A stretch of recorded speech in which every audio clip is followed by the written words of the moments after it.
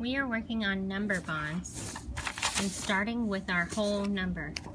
And in this problem, our whole number is 8. And then we break it into 2 parts. Part, part. Yesterday we practiced using the tray to put our whole piece in. So we're going to put 8 counters in the tray because that is our whole.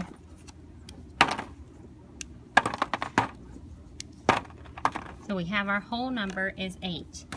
Now we're going to break it into parts.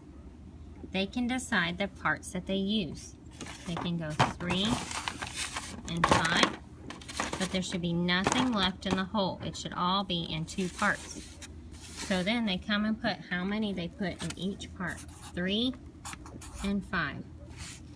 And so they would need to write 3 plus 5 equals 8. Then they would go on the other side and say you could switch it. Instead of the 3 first, you put the 5 first. 5 plus 3 makes 8. 5 plus 3 is 8. Sorry about the stamp in the middle. Okay, then you would go on to the third number. Okay, now my whole is only 3, so all I need is 3 and the whole to start. Have them put the rest of them on the floor. Now I take the 3 and I break it into parts. We can do 2 and 1, or they could do 3 and 0. Both answers are acceptable. Okay? Or they could do 2 and 1. As long as it makes 3. So you would come to your sheet and you would say you have 2 and 1, and they could say 2 plus 1 equals 3. Or 1 plus 2 equals 3. Okay, one more example. Now your whole number is 5. So now you need 5 cubes in the whole.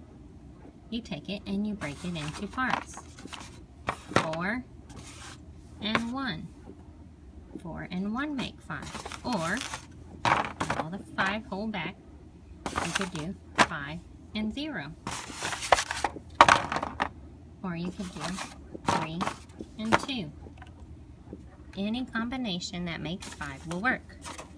So, just as an example, I'll do 4 and 1. 4 plus 1 equals 5. 1 plus 4 equals 5. Okay, and you keep going. The top number is your whole, and these are your parts that you break it into. When you're writing your adding sentence, this is a part plus a part equals the whole. Same thing at the bottom. Part plus a part equals the whole. We just started this yesterday, so they might be not used to it, but hopefully the more practice they get, the better. Just make sure when they're coming down to their number sentences, they're switching the parts to make the other part go first and the second part next. It always has to equal the same whole. And I want them to use their cubes to put it in the tray into the different parts.